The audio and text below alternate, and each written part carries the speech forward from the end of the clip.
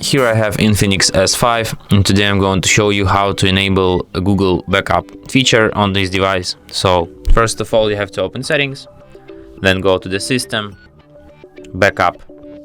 Then you have to turn on this feature, backup to Google Drive, if you don't have it turned on. Next you have to add your Google account, just tap on account. You will need internet connection for this operation, of course. Next you have to enter your email or phone number. Tap next. Next you have to enter your password. Next you have to agree with Google service privacy policy. And just tap accept. And now your device is ready to be backupped, as you can see.